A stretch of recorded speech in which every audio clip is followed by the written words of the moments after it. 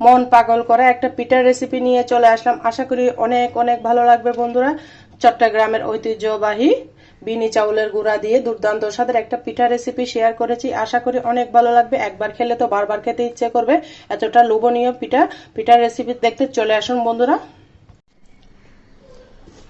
বিসমিল্লাহির রহমানির রহিম। আসসালামু আলাইকুম বন্ধুরা, কেমন আছেন? আশা করি যে যেখানে আছেন সবাই অনেক ভালো আছেন। আলহামদুলিল্লাহ আমিও ভালো আছি। আরেকটা নতুন রেসিপি নিয়ে চলে আসলাম শীতের সকালে। শীতমানি পিঠা পুলি, শীতমানি পিঠা খাওয়ার আনন্দ, শীতমানি পিঠা বানানো ধুম। আজকে নতুন একটা ইউনিক রেসিপি নিয়ে চলে আসলাম। চট্টগ্রামের ঐতিহ্যবাহী হাফাইন্যা পিঠা, আপনারা জানি না কি বলেন। এটা আমি বিনি চাউলের গুঁড়া আর আতপ চাউলের গুঁড়া দিয়ে করে নিয়েছি। আমার আম্মা নিয়ে এসেছে। দেখুন, এটাকে ভাপা পিঠার গুঁড়ি যেভাবে বানায় ওইভাবে মেখে সুন্দর করে আমি ছেলে নিয়েছি। সেটা ভিডিওটা স্কিপ হয়ে গেছে বন্ধুরা, তাই আমি আপনাদের সাথে এমনি শেয়ার করতেছি, দেখে হয়তো বুঝতে পারতেছেন। বাপা পিঠার গুঁড়িটা যেভাবে মাখে সেভাবে মাখতে হবে। তবে বাপা পিঠা বানানো হয় আতপ চাউল, সিদ্ধ চাউল দিয়ে। এটা কিন্তু ওই চাউল দিয়ে হবে না। আমি আজকে যে পিঠাটার রেসিপিটা আপনাদের সাথে শেয়ার করব, পিঠাটা হচ্ছে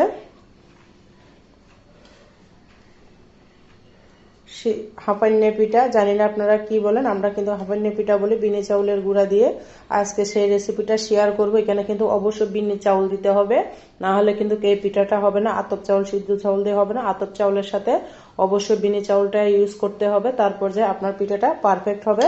বাপা পিঠার মতো করে মাখতে হবে। দুধ দিয়েও মাখতে পারেন বা পানি দিয়েও মাখতে পারেন। আমি লবণ আর পানি দিয়ে মেখে নিয়েছি, আপনারা চাইলে দুধ দিয়ে মাখতে পারেন। এই পর্যায়ে আমি এগুলোকে রাত্রেবেলায় তেলে সুন্দর করে নর্মাল ফ্রিজে রেখে দিয়েছি। সকালবেলা বানাবো পিঠাগুলো। ননদরা এসেছে, পিঠা বানাবো। এই পর্যায়ে আমি এটার সাথে লাগবে নারকেল আর গুড়। একটা নারকেল নিয়ে নিয়েছি। নারকেলের প্রচুর দাম চট্টগ্রামে, কোন ডিস্ট্রিক্টে। নারকেলের পানি কিন্তু খেতে ভীষণ মজা। ভেঙে নিয়েছি। নারকেল না হলে কিন্তু এই পিঠাটা হবে না বন্ধুরা। নারকেল, গুড় আর এই বিনি চাউলের গুঁড়া দিয়ে আজকের আমার পিঠার রেসিপিটা আপনাদের সাথে শেয়ার করব বন্ধুরা। ভিডিও যারা ক্লিক করেছেন অবশ্যই একটা লাইক দিয়ে আমার সাথে কন্টিনিউ করার অনুরোধ রইল বন্ধুরা। অনেক কষ্ট করে ভিডিও বানায়, যারা কন্টেন্ট তৈরি করে তারাই জানে অনেক কষ্ট একটা ভিডিও রেডি করতে। তাই বন্ধুরা আমি বলবো একটা লাইক দিয়ে ভিডিওটা ফুল ওয়াচ করবেন। আর চট্টগ্রামের একটা আমি চট্টগ্রাম থেকে ঐতিহ্যবাহী মাঝে মাঝে আপনাদের সাথে খাবার শেয়ার করি, বিভিন্ন জায়গার বিভিন্ন খাবারের স্টাইল। তা আমি চট্টগ্রামের মানুষ, আমি কিভাবে পিঠা পুলি বানাই বা রান্না বান্না করি সেটাই আপনাদের সাথে শেয়ার করি। আশা করি অনেক ভালো লাগবে। ভিডিওটা স্কিপ করবে না বন্ধুরা, ফুল ওয়াচ করে দেওয়ার অনুরোধ রইল।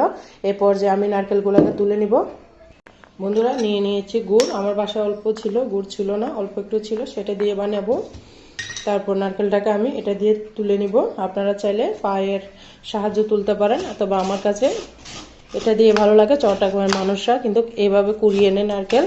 আপনারা আপনাদের পছন্দ মতো কুড়িয়ে নিন। কাছে এটা দিয়ে ভালো লাগে। চট্টগ্রামের মানুষরা কিন্তু এইভাবে কুড়িয়ে নেয় নারকেল। আপনারা আপনাদের পছন্দ মতো কুড়িয়ে নেবেন। আমি এটা দিয়ে কুড়িয়ে নিচ্ছি। আর বন্ধুরা আমার ভিডিওগুলো কেমন হয় অবশ্যই কমেন্টসে বলে যাবেন। আমি চট্টগ্রামের খাবার মাঝে মধ্যে আপনাদের সাথে শেয়ার করি। চট্টগ্রামের খাবার দাবার কিন্তু স্টাইল অন্যরকম, অন্যান্য ডিস্ট্রিক্টের সাথে কখনো মিলবে না। সেটা আপনাদের সাথে শেয়ার করি আমি। কেমন লাগে অবশ্যই সুন্দর একটা কমেন্টস দিয়ে আপনার মন্তব্যটা জানিয়ে যাবেন। আর বন্ধুরা আমি এখন ব্যস্ত একটু, সেই জন্য প্রতিদিন ভিডিও দিতে পারতেছি না। ইনশাল্লাহ সামনে যখন ফ্রি হব সবার সাথে আবার কাঁধে কাঁধ রেখে ইনশাল্লাহ কাজ করব। সবাই আমাকে ভুলে যাবেন না, সবাই আমার সাথে থাকবেন, আমিও পাশে থাকবো ইনশাল্লাহ। মাঝে মাঝে একটু গ্যাপ পড়ে যাচ্ছে ভিডিও দেখা, কিন্তু দেখে দিচ্ছি, হয়তো টাইম মেনটেন করে দেখতে পারতেছি না। সবাই আমার সাথে থাকবেন, আমার পাশে থাকবেন। আমি দেখুন বন্ধুরা, আমি সবগুলো নারকেল উঠিয়ে নিচ্ছি। খুব সুন্দর। আপনাদের দেশে এরকম কুড়ানি আসে কিনা, কে কোথা থেকে দেখতেছেন বলবেন। আর এরকম নারকেল কুড়ানো আছে কিনা অবশ্যই কমেন্টসে বলে যাবেন। আমাদের চট্টগ্রামের মানুষরা কিন্তু পা দিয়ে তেমন কুড়ায় না, কেটে দেয়, না হলে এভাবে কুড়িয়ে দেয়। আমাদের দুলু দুলু করে যে আপনাদের বিভিন্ন ডিস্ট্রিক্টে যে পা দিয়ে কুড়ায়, সেটা কিন্তু চট্টগ্রামের মানুষরা কিন্তু কমই করে বন্ধুরা।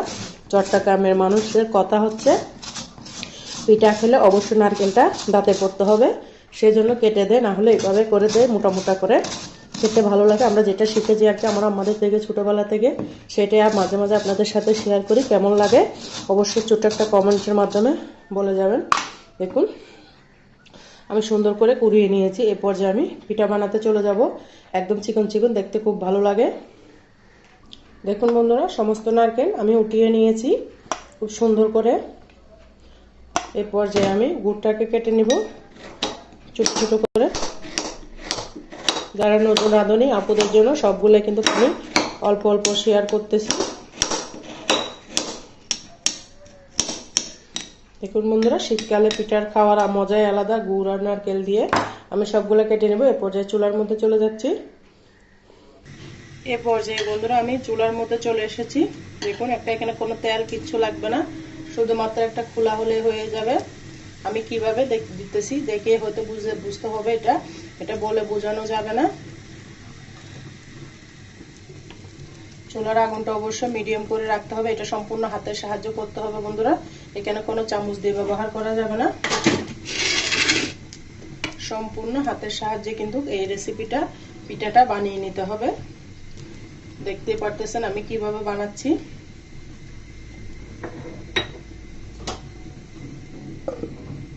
ঢাকনা দিয়ে ঢেকে দিতে হবে অবশ্যই, চাউলের গুঁড়িটা যেন সিদ্ধ হয়ে যায়।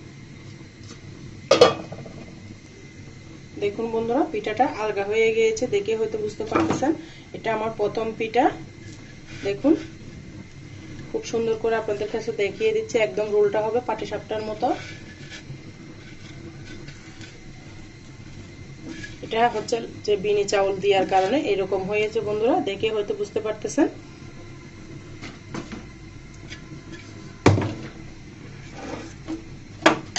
আমি আরেকটা বানিয়ে দেখিয়ে দিচ্ছি। হাতে মুষ্টো করে গুঁড়ি নিয়ে আপনি এইভাবে হাত দিয়ে একটু ঘুরিয়ে ঘুরিয়ে দিলে আপনার পিঠাটা একদম সুন্দর হবে।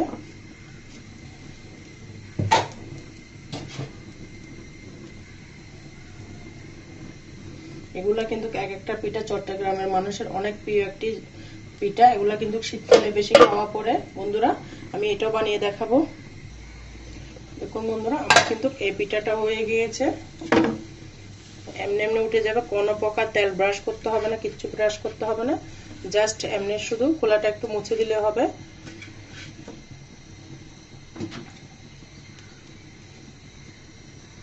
আমি কিন্তু বন্ধুরা দুই চুলার মধ্যে বানিয়ে নিচ্ছি, দেখতে পারতেছেন। এই চুলার মধ্যে আমি বসিয়ে দিয়েছি। সুন্দর করে আমি দুই চুলার মধ্যে পিঠাটা বানিয়ে নিচ্ছি, যেন তাড়াতাড়ি হয়ে যায়। রান্নাঘরে যেন আমার বেশিক্ষণ বসে থাকতে না হয়, সেই জন্য আমি তাড়াতাড়ি করে বানিয়ে নিচ্ছি। যতটা সম্ভব ছড়িয়ে দিবেন এই পিঠাটা বানানোর সময়, অবশ্যই ছড়িয়ে দিতে হবে, না হলে কিন্তু পিঠাটা সুন্দর হবে না।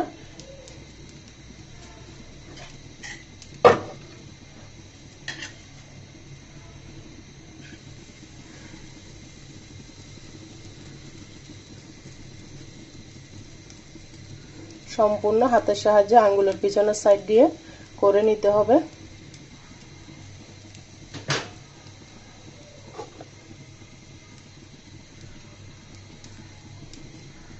এত মজা বন্ধুরা, দুধ দিয়ে রস দিয়ে খেলে এত স্বাদ লাগে। আপনারা যখন ট্রাই করবেন অবশ্যই বিনি চাউল আর ভাতের চাউল বা ভাতের চাউল দিয়ে হবে না, অবশ্যই আতপ চাউল লাগবে। বিনি চাউল বাজারে পাওয়া যায়। 1 কেজির সাথে আধা কেজি বিনি চাউল দিতে হবে। 1 কেজি ভাতের চাউলের সাথে আতপ চাউলের সাথে আধা কেজি বিনি চাউল দিতে হবে এই পিঠাটা বানানোর জন্য। আপনাদেরকে আমি মেজারমেন্ট সহ বলে দিলাম। 1 কেজি আতপ চাউলের সাথে অবশ্যই হাফ কেজি বিনি চাউল দিবেন। তারপর চাউলটা গুঁড়ো করে নিয়ে আসবেন, ভিজা চাউল। এটা কিন্তু শুকনো চাউল দিয়ে হয়তো তেমন ভালো হবে না, অবশ্যই ভিজা চাউলটা নেবেন, পারফেক্ট ভাবে হবে। এত মজা বন্ধুরা, আপনারা বাসায় একবার হলেও ট্রাই করবেন, খেতে কিন্তু অপূর্ব লাগে। দেখুন বন্ধুরা, আমার এই পিঠাটাও হয়ে গিয়েছে, আমি এটা উঠিয়ে নিচ্ছি।